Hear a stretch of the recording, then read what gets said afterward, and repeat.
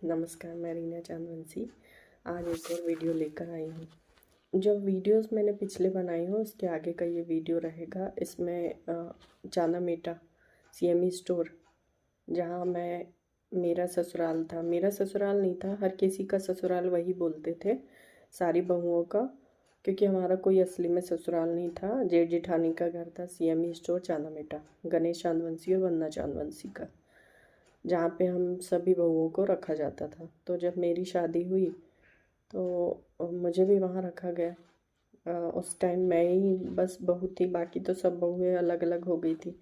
जिनको जहाँ जाना था वो चले गए प्रताड़ित होके इन सब से। उनको भी बहुत प्रताड़ना मिली है। फिर मेरी बारी थी, तो मुझे भी 1.5-2 साल तक के रखा गया वहाँ पे। मतलब शादी जुड़ गई थी। उसके पहले गिरधारी परासिया में महाराष्ट्र बैंक के नीचे वाली लाइन पे एक किराए के घर से में रहता था।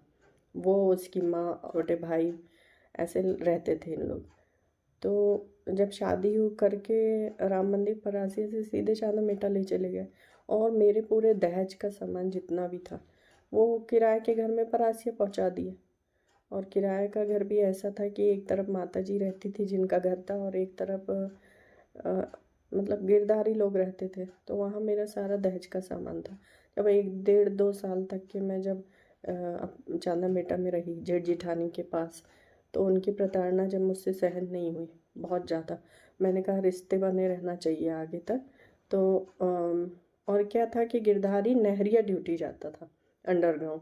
तो मुझे ऐसा लगा कि और बहुत दुबला पतला था ये, तो मुझे ऐसा लगा कि शायद ये रास्ता ख़राब है वहाँ का नहरिया का, और बहुत ज़्यादा परेशानी है, तो आने जाने में दिक्कत होती है। तो मैंने कहा कि नहरिया क्वार्टर ले ले क्या। तो तब गिरधारी ने टोटल मना कर दिया कि नहीं ऐसा। जब मेरा दहेज वहाँ रखा था, और हम वहाँ पे ना मेरी नंद को कर दिए थे ये लोग ने।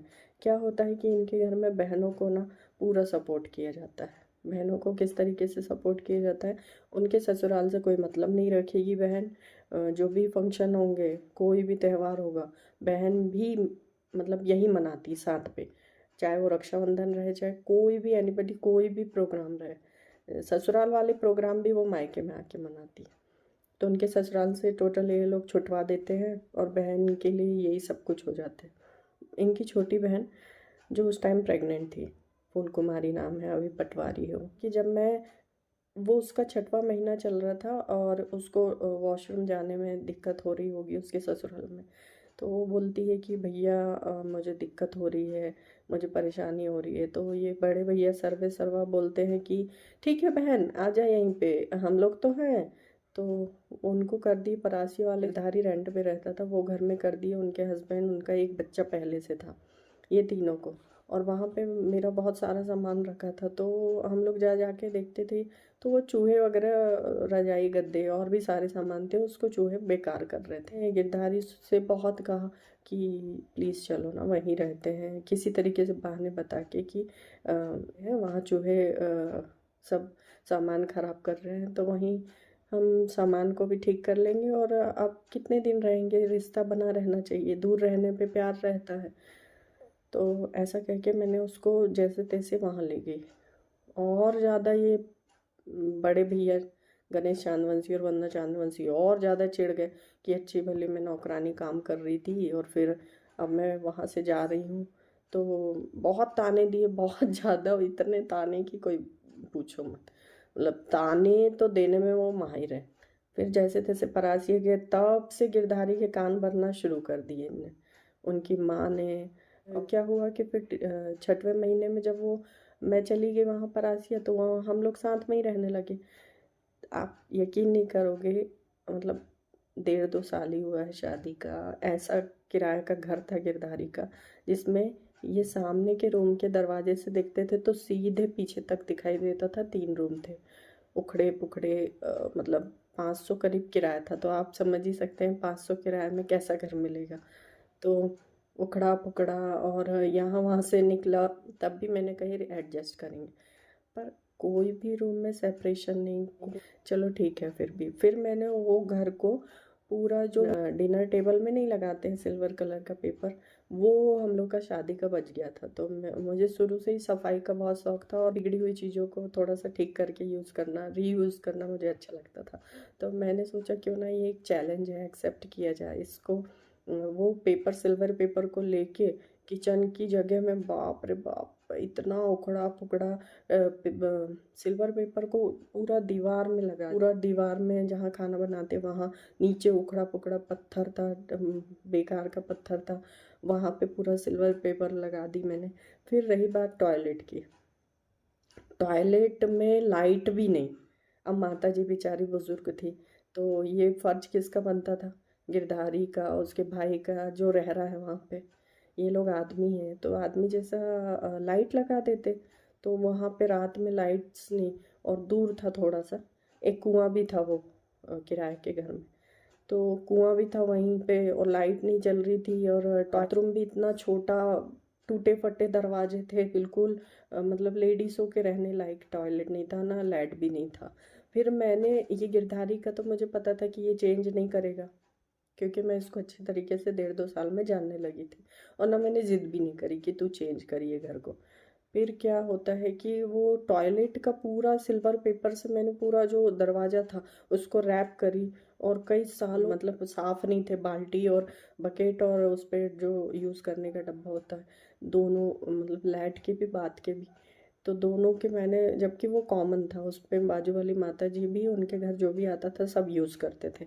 तो हम इधर भी सब, पता नहीं कितने लोग इकट्ठे होते थे, सब यूज़ करते थे। तो वो कई सालों बाद साफ़ हुए होंगे। फिर मैंने उसको रहने लायक बनाई वो घर को थोड़ा सा। माता जी मेरी बहुत तारीफ़ करती थी बाजू वाली, कि बहू जब से आई है तो स्वर्ग बना दी बोले घर को। तो मुझे अच्छा लगता था ये कमेंट सुन के। फिर मेरी नंद मेरे साथ ही रहती है, मेरी नंद, मेरी बड़ी नंद का बेटा, और मेरा देवर, और ये सब 20-22 साल के, और मेरा देवर 24 साल का लगभग था, मुझे इतने तरीके से याद नहीं, पर बड़े बड़े लड़के थे। और मेरी नंद थी, उनके हस्बैंड थे, वहीं से ड्यूटी जाते थे, उनका एक बेटा भी था, और खुद मेरी नंद प्रेग्नेंट थी, गिरधारी था। इतने लोगों के लिए सिर्फ मैं थी। मैं 5 बजे रात से उठती थी, फिर उठने के बाद मैं गिरधारी का टिफ़िन रेडी करती थी, और ये सूखी सब्ज़ी नहीं खाता था टिफ़िन में, लिक्विड वाली। तो लिक्विड कैसे करती थी, ग्रेवी, गाढ़ी वाली ग्रेवी बना के रात में ही रेडी करके रख देती थी सारे मसाले, और सुबह उठ के फ्राई करके इसको ऐसा टिफ़िन रेडी करके देती थी मैं। सब कुछ ही ठीक चल रहा था। मतलब मुझे घर से भी कोई तकलीफ़ नहीं थी, ठीक है मैं बना दूँगी अच्छा घर और ये सब। पर गिरधारी का नेचर धीरे धीरे चेंज होते गया, क्योंकि उसके कान हर कोई भरने लगा था कि बहू की इतनी हिम्मत हो गई कि तुझे वहाँ ले चली गई। और वहाँ पे इतने सारे लोग, नंद, नंद के हस्बैंड, 2-3 उनका बेटा, और 2 ये, 5 हो गए, और 5 मैं, और 6 और 7 लोगों का मुझे पूरा करना पड़ता था। और मेरी सास जो थी वो शुरू से ही मतलब मेरी जो छोटी वाली देवरानी थी, उसकी शादी हुई थी तो वो 4 ही महीने हुए थे छत्तीसगढ़, अब वो उसकी पोस्टिंग थी मेरे देवर की, तो वहाँ पे वो उनके पास रहने चली गई। अब इनका सब मुझे संभालना पड़ गया। फिर होता है कि गिरधारी इतना बड़ा साइको था कि तब मुझे धीरे धीरे पता चलने लगा कि ये बहुत बड़ा साइको है करके। कैसे कि एक दिन क्या हुआ कि मेरे देवर और मेरा, अच्छा, ये लोग बेचारे अच्छे थे शुरू शुरू में। तो ये मेरे देवर और मेरा जो देवर नंद का बेटा है बड़ा वाला, प्रज्ञांशु और पिंकेश, ये दोनों क्या काम करते थे बेचारे, नहाने धोने के लिए, और भाभी कपड़े धोएगी या बर्तन मलेगी या किसी काम के लिए, तो वो कुएं से बाल्टी में पानी निकाल के बाहर रख दिया करते थे कि भाभी को दिक्कत ना हो, इतना कर देते थे वो। तो गिरधारी आया और मुझे क्या, मतलब इन लोगों को डांटता है, पिंकेश और प्रज्ञांशु को, अगर उसको किसी ने भी बोले बाल्टी में कुएं से पानी निकाल के दिया तो मेरे से बुरा कोई नहीं होगा, वो अभी नहीं सीखेगी तो कब सीखेगी बोले। अच्छा, मैंने अपने मम्मी पापा के घर में ये सब कुछ नहीं देखा था। मेरे मम्मी पापा के घर में बोर है, 2-2 बोर है, कुएं है, और पाइपलाइन से घर में पानी आता है, सब कुछ हमने घर पे देखे थे। और ये गिरधारी मुझे काम सिखाने में लगा हुआ था। अच्छा, एक बात सोचते हैं कि अगर वही 5 बजे रात से मैं उठती हूँ, और कुएं में बाल्टी जो मैंने कभी नहीं डाली थी और नहीं निकाली भी नहीं थी कुएं से पानी, अगर वही बाल्टी मेरे पैर में फंसती है रस्सी और मैं कुएं में गिर जाती हूँ तो इसका जिम्मेदार कौन होता? अगर धोखे से खींचते नहीं आता ना कई लोगों को पानी कुएं से, और अगर गिर जाती तो इसका जिम्मेदार कौन होता? ये सिखाने के चक्कर में मेरी जान को दांव पे लगाने के लिए तैयार था कि अभी नहीं सीखेगी तो कब सीखेगी। अच्छा, ऐसा होता है क्या पति? आप लोग तो मतलब कुछ कुछ लोग बहुत पक्ष लेते होंगे गिरधारी और उसकी फैमिली का, पर अभी आप लोगों ने जाने कहाँ है? जो उस फैमिली में रहता है वही जानता है उनके सारे नखरे। तो फिर उन लोग दोनों बच्चों को मना कर दिया कि पानी कोई नहीं खींचेगा। ठीक है, एक वो वाला मैटर हो गया। फिर एक दिन क्या होता है कि गिरधारी के जो दो पिंकेश भैया और वो प्रज्ञांशु, ये दोनों ट्यूशन जाते हैं, कोचिंग करते हैं। तो कोचिंग के लिए सुबह सुबह वो 8 बजे उनको जाना होता था। गिरधारी नाइट शिफ्ट करके आया और सो रहा था। तो मैंने सोची जल्दी जल्दी सुबह बर्तन मल लेती हूँ। पीछे ये बर्तन मलते थे कुएं के पास, तो सब्जी चढ़ा दी थी बनने के लिए। बस आटा मल के और रोटी या पराठे पराठे बनाती थी। पराठे ही बनना चाहिए, वो भी गोल। कभी अब हम जल्दी में भी गोल बना देते तो गोल नहीं, तिकोने ही बनना चाहिए। मतलब इतना रिस्ट्रिक्शन था मेरे साथ। तो मैं वो सब भी सहन करती रही। मतलब अपना कुछ नहीं रहेगा गृहस्थ जीवन में, औरतों का कुछ नहीं चलने वाला है। जो मेरा साइको आदमी कहेगा वही चलेगा। ठीक है, तो क्या होता है कि जब मैंने बर्तन मली और वो सब जूठन वगैरह जो भी बचता है तो वो तो मैं ही साफ करूँगी ना, क्योंकि बुजुर्ग माता जी कहाँ से करेगी। और मैं ही पूरा सामने से लेके पीछे तक झाड़ते लाती थी और जलाती थी, जो भी डस्ट रहता था, पत्ते वगैरह गिरते थे। तो ये सब जब मैं ही करती थी तो उस दिन जल्दी में मैंने बर्तन उठाई और ले आई और झाड़ के वो जूठन जो भी पड़ा था उसको झाड़ के किनारे करके और मैं नहा लेती। पर मुझे लगा कि ये लोग जल्दी जाने वाले हैं तो इनके लिए फट से पराठे बना देती हूँ और ये खाएंगे और चले जाएंगे, फिर मैं अपना काम करते रहूँगी। तो जूठन बस रह गया था वहाँ पे झाड़ने का। बर्तन मल के मैंने लाई और आटा मला रखा था, उससे मैं जल्दी जल्दी सब्जी चला के और एक तरफ पराठे बनाने लगी इन लोगों को टिफ़िन देने के लिए और खाना खाने के लिए। तो गिरधारी उतने में उठ के पीछे जो सीढ़ियाँ रहती है मतलब घर की, वहाँ जाके बैठ जाता है। और रात में आया ड्यूटी करके और सुबह उठ के ऐसे बैठ गया। तो वो लाल लाल आँखें कर लियो बड़ी बड़ी। गांजा वांजा पीता था ये जरूर, तभी इसकी इतनी बड़ी बड़ी लाल और साइको टाइप हरकत करता था, बड़ी बड़ी लाल आँखें रहती थी।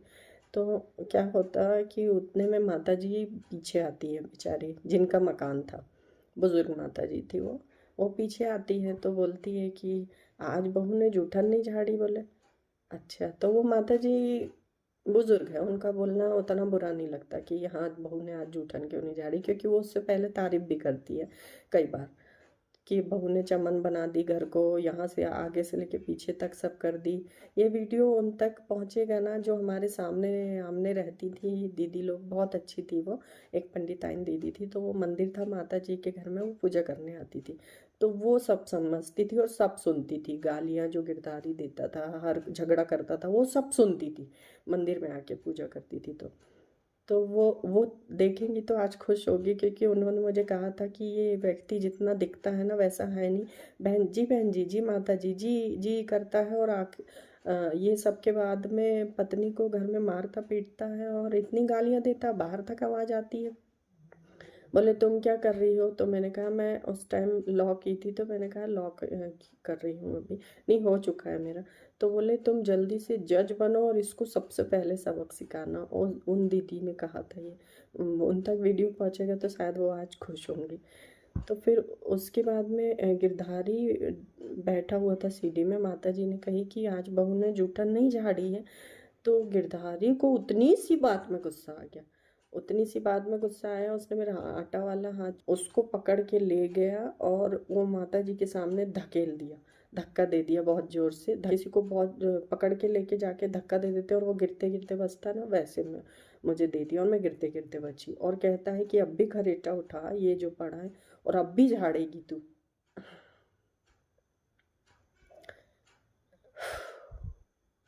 कुछ बात जो कभी नहीं भूली जा सकती गिरधारी, तो कितना भी लोगों के सामने अच्छा बन ले, कुछ बात तेरी कभी नहीं भूली जा सकती। और तू अच्छा है ही नहीं, अच्छाई का सिर्फ चोला ओढ़ता है। तुझे तो मैं अभी आगे बताऊंगी तुझे मैं। तो ये बात मुझे अब इतनी बड़ी बात कर देना कि दूसरे के सामने बेइज्जती करना, तो मैं बहुत ज़ोर से रोने लगी, क्योंकि रोने के अलावा कुछ रहता नहीं है अपने पास।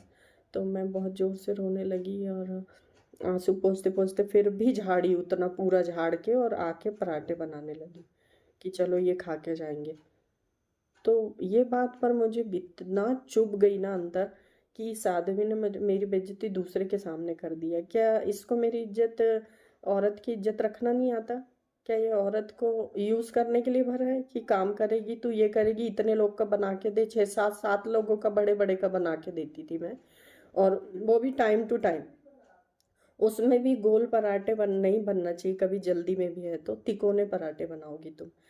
चलो एक बात ये हो जाती है। अब क्या होता है कि अब मेरी नंद तो थी, अब वो प्रेग्नेंट थी, तो उनको चटपटा खाना, जो मिर्च और उसकी चटनी खाना, तो सिल में पीस के दो, मक्के की रोटी खाने की इच्छा हो रही। अब प्रेग्नेंट है, अब मैंने तो कभी ये सब देखी नहीं थी कि प्रेगनेंसी में कितना ख्याल रखना पड़ता, पर माँ नहीं थी, माँ उधर थी, तो मैंने कही यार मैं ही ख्याल रखती हूँ इनका।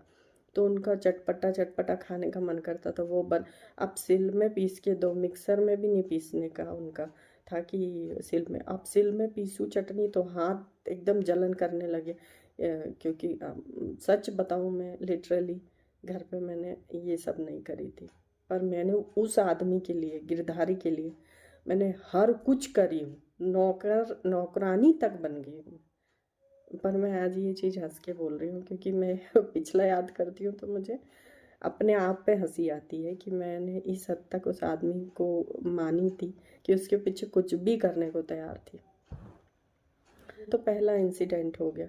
फिर दूसरी बार क्या होता है कि अब छोटा बच्चा है, तो मेरी नंद कहती है कि गरिमा इसकी पोटी धुला देना, कर देना। तो मैंने उनसे हाथ जोड़ के एक ही विनती करी, दीदी मैं A to Z सब काम कर रही हूँ, मैं सब काम कर दूंगी, प्लीज़ पोटी भर मुझे मत बोलिए, क्योंकि अभी मेरा खुद का भी बच्चा नहीं है और मैंने किसी का की नहीं हूँ, तो ये मैं आपका पूरा कर दे रही हूँ, आप वहीं बैठ के रहिए। वो बैठ के ही रहती थी और मैं सब करती थी, तो आप इतना बस कर दीजिए, मैंने बोली।